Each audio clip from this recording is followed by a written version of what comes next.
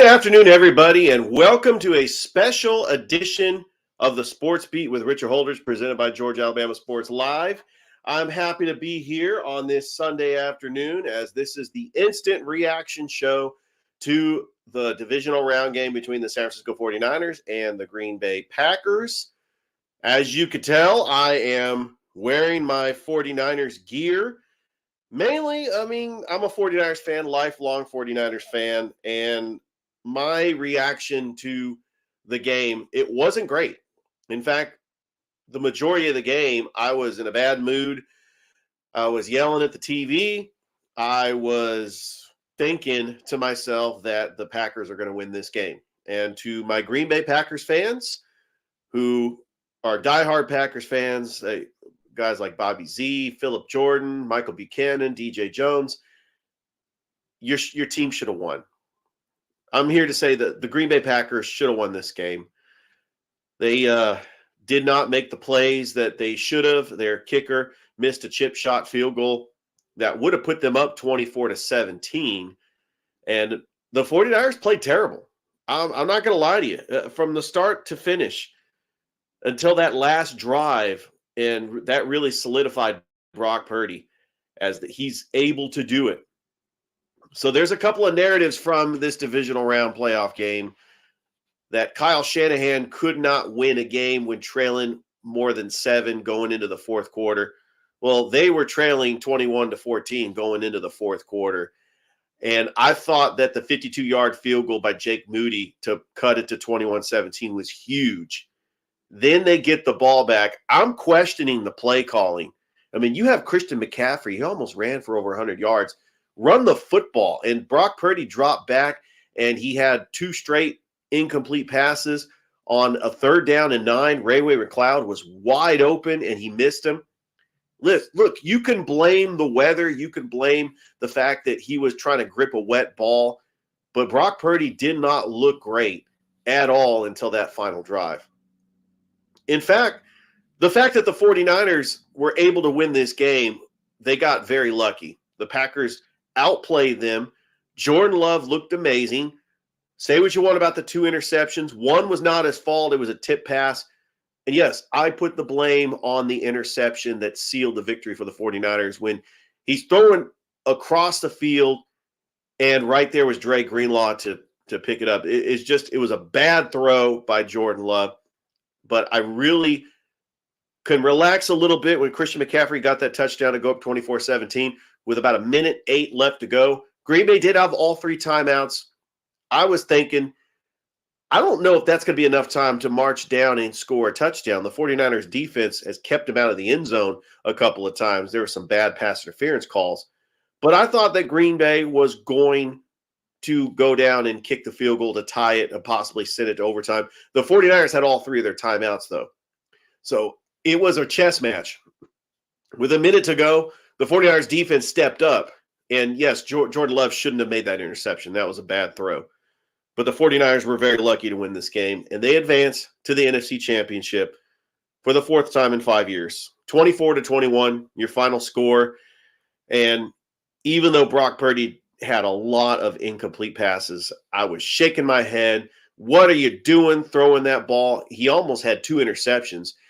Darnell Savage actually dropped a sure interception.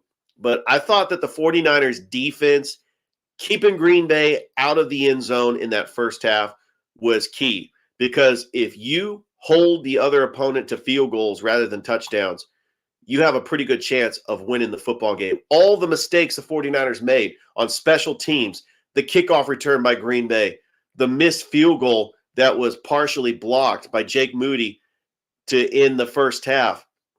Let's start with the beginning of the game, because Matt LaFleur decided they won the toss. They wanted to get the ball first. Like they did against Dallas a week before, Green Bay marched all the way down the field, but the 49ers, a big play by Charvarius Ward, keeps them out of the end zone, and Green Bay kicks a field goal.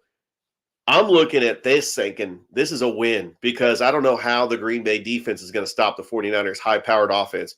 Well, guess what? Green Bay's defense played spectacular. This was the best defensive performance by the Green Bay Packers.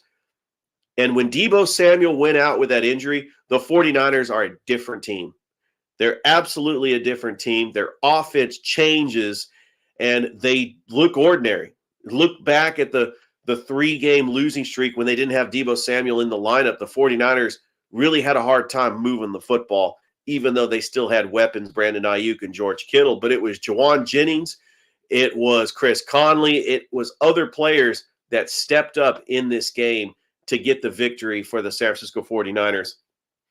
But that first half, I was still a little on edge. 7-6, although they're getting the ball to start the second half. They go 3 and out. Brock Purdy got a couple of sacks. I mean, it looked bad. And Green Bay was able to get that touchdown to go up 13-7. I mean, that pass interference call. I mean, Ambry Thomas had a rough day. He had 2 blatant pass interference calls that kept the drive alive, even on a 3rd and 15. The Niners had Green Bay in a 3rd and 15, and they couldn't get the job done. Green Bay couldn't close the deal because they were up 21-14 with the ball, and Dre Greenlaw gets a big pick. And then they miss a field goal. Now, the field goal that would have made it 24-17 with about 6 minutes to go.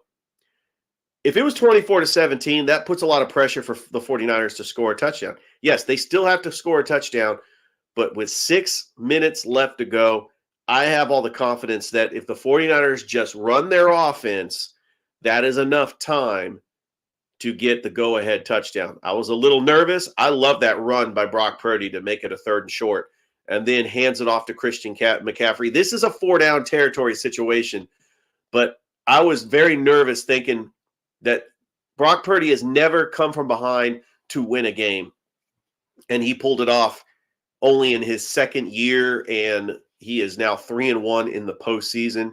I couldn't be more proud of a 49ers fan, even though that they played awful, but they were able to get the victory. A win is a win. You survive and advance in this league. Now they can clean up their mistakes. Hopefully Deebo Samuel will be healthy, and they await the winner of Tampa Bay and Detroit, which is actually going to be going on in about an hour from now while I'm doing this show. Don't forget, I am going to have my radio show tomorrow on WQEE where I break down the entire divisional round matchups, including Baltimore getting the win over the Houston Texans, even though that was 10-10 going into the 3rd quarter. A lot of people didn't expect that. Baltimore gets to host an AFC championship in the city of Baltimore for first time in over 50 years. It's incredible. You got the Kansas City Chiefs taking on the Bills later tonight. I will get into all the high school basketball action that happened over the weekend. Thrip Erge and I are going to do our live show later on tonight. And then we are also going to talk about college basketball, some upsets. We had the NBA. The Atlanta Hawks are just very inconsistent. They'll just turn around and get a win, and then they'll end up losing to the Cavaliers. And now with the trade deadline approaching February the 8th, I don't know if DeJounte Murray is going to be out. But it was a great time. I enjoyed the weekend. I know that the people of Columbus saw the River Dragons on the road taking on Blue Ridge. And so for those that like going to sporting events, I mean, they did have a rodeo in town. My daughter actually got to see the rodeo, and that was pretty cool. And that just goes to show that the Columbus Civic Center is going to put events in the Civic Center. And that's mainly because the Columbus Rapids don't exist anymore. Otherwise, that would have been the Rapids weekend to have a home series because the River Dragons were on the road. That's neither here nor there. I'm not trying to get salty about it. Anyway, the 49ers win. They go to the NFC Championship to await the winner of Detroit and Tampa Bay. Now, which matchup do I like? Well, here's the thing. If the Lions win today and they play the 49ers in the NFC Championship, the entire country is going to root for the Detroit Lions. And it's a great feel-good story. And I wouldn't mind if the Lions made it to the Super Bowl, but it would be nice to see the 49ers go to the Super Bowl again 3 times in the last 12 years. I mean, it's just incredible, an incredible accomplishment. A lot of the NFL teams, especially the Dallas Cowboys, haven't done that. And so, you look at the history of the NFL teams. I mean, the 49ers are right up there with a team that makes it to the Super Bowl. They just haven't won it since 1994. But I will get into all of that, and I got some special guests coming up this week as well. including some big-time sporting icons, one in particular in the Fountain City. And then don't forget, on Wednesday, Thrip Behrens and I will have our Georgia Alabama Sports Live show. Special guest, Bobby Z from the Press Box with Bobby Z and Friends. Now, he is a lifelong Packer fan. I'm a lifelong 49ers fan. I mean, there's no hostility here. I have a lot of respect for the Green Bay Packers, and they should have won this game. I'm here to say that. They're young. I love Jordan Love. They got a young team. The Packers will be back next year. I expect Green Bay to have a better regular season record next year and possibly host a couple of home playoff games because, in my mind, the NFC North was wide open. And the Packers, they went into Detroit on Thanksgiving and dominated. I know a lot of Packers fans who think, well, if they would have won this game against San Francisco, their path to the Super Bowl would be a lot easier because I think that they could match up very well with Detroit or Tampa Bay in the next round. And for that, I just want to say that I was excited that I got to watch the game. I just was nervous for the majority of the game, and I had a lot of restraint.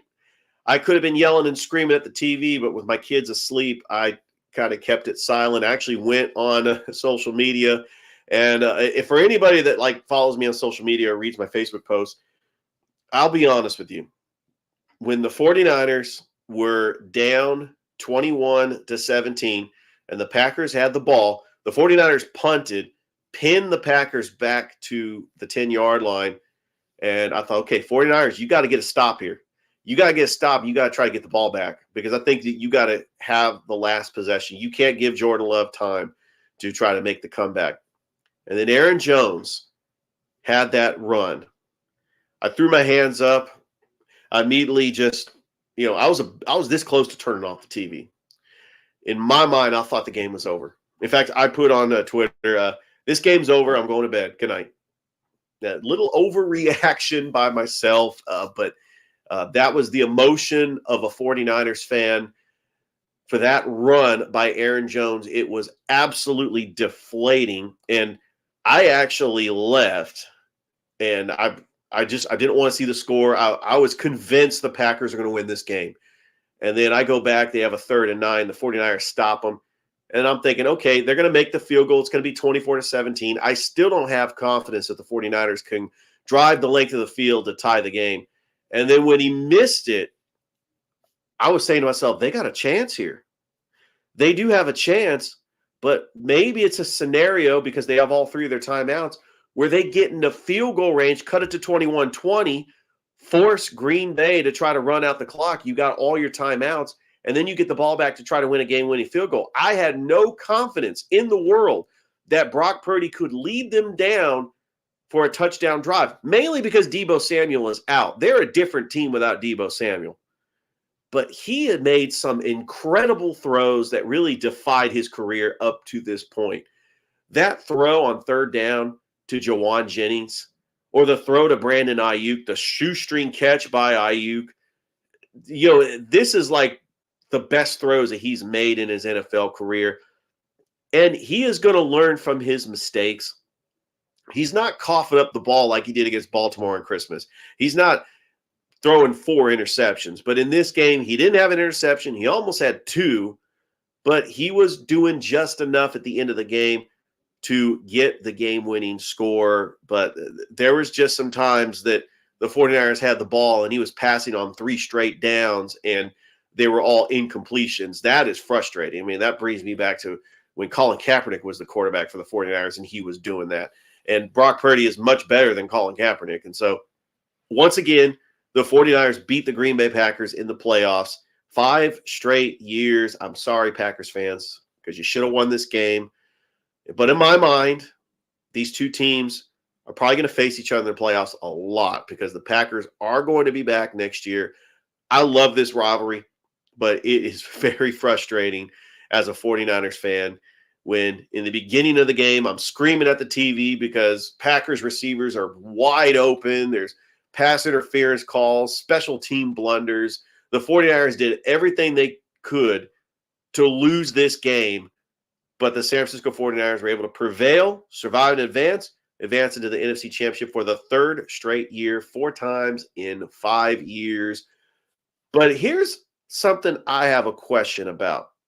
Dre Greenlaw, he got his second interception that sealed the victory, or as it seemed to, because he didn't go down. Now, a lot of people, conspiracy theorists, might think, well, the 49ers were favored by 9.5. They were up 24-21. Okay, so if he gets a touchdown here, the 49ers would win by 10 and they would cover. Could it be possible that he wanted to try to get a pick six to help all the people that actually took the 49ers in this game to cover? You know, there's a lot of conspiracy theorists out there, but I think he just wanted to get a pick six because he promised Fred Warner that he wanted to get a pick six. It was a big deal. He didn't go down. He didn't go down the first time. You remember when he got that interception? You know, that first time he didn't go down because he wanted a pick six really bad. Well, I just want to say, and this is a very special Sports Beat episode. I mean, this is I normally wear my Sports Beat polo shirt, but I'm rocking the 49ers hoodie today because it's all about the 49ers today.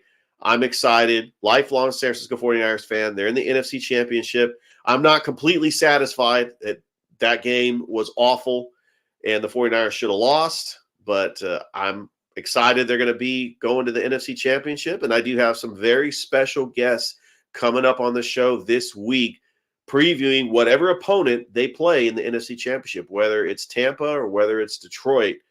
But I am just excited. 3 straight years in the NFC Championship. And you got to remember, this is how I started my podcast.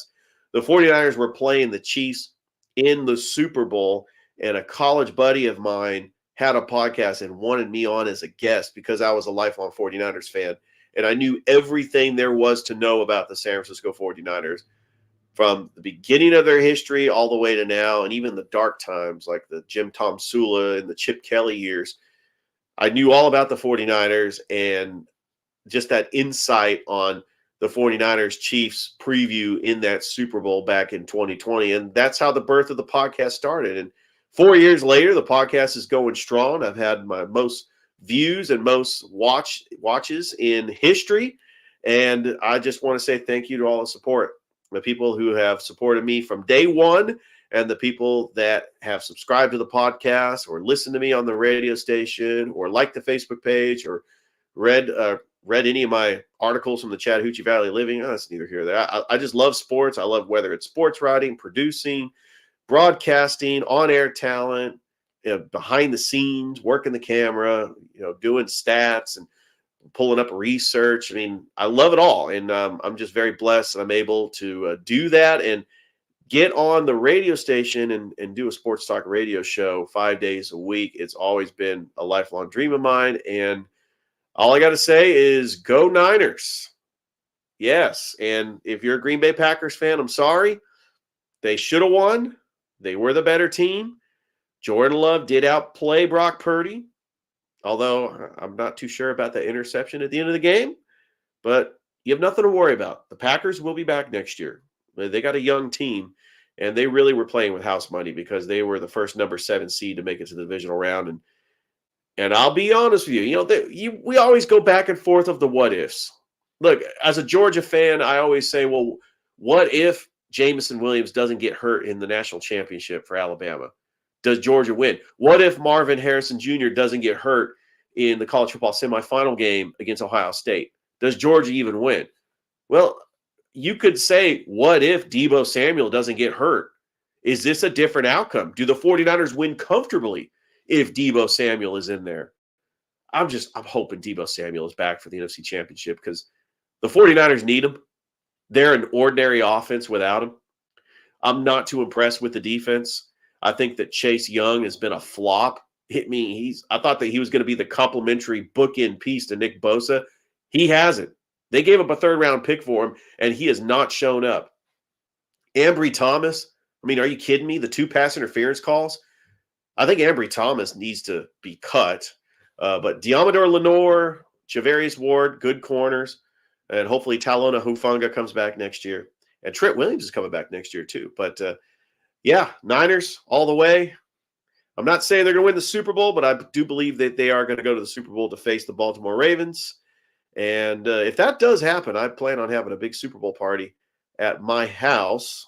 It's pretty much just going to be my family. I went to the grocery store earlier today and bought some Super Bowl snacks, getting ready for the Super Bowl party, whoever it is in the Super Bowl. Anyway, that's it. That's my show. Well, hang on one second. I got somebody that actually said a comment. Thrift Behringer says 49ers cheated. Wow, I can't believe that. Well, Thrift, I'm excited about being on the Georgia Alabama Sports Live show with you to talk about the 49ers-Packers game because I do agree with you. The Packers were the better team. They outplayed the 49ers for just 4 quarters, but it was that final drive that the 49ers decided, hey, we are the better team and we have got to win this game. And Brock Purdy, a heroic final drive to get the victory. And I was nervous all the way until the end. Absolutely nervous. Thrift, I love you. Can't wait to see you on the Georgia Alabama Sports Live show. Love doing content. Thank you for supporting the Sports Beat and commenting. And don't forget that I will have a show tomorrow. In fact, I'm going to tease this guest. The guest that's coming on my show tomorrow is none other than Jake Crane from Crane & Company. I'm excited about this. He's been on my show 3 times already, and I cannot wait to have Jake Crane on. Don't forget that you could also find me on WQEE 99.1 FM, The Key. Thank you, everybody, for watching, and have a great rest of your afternoon. Bye.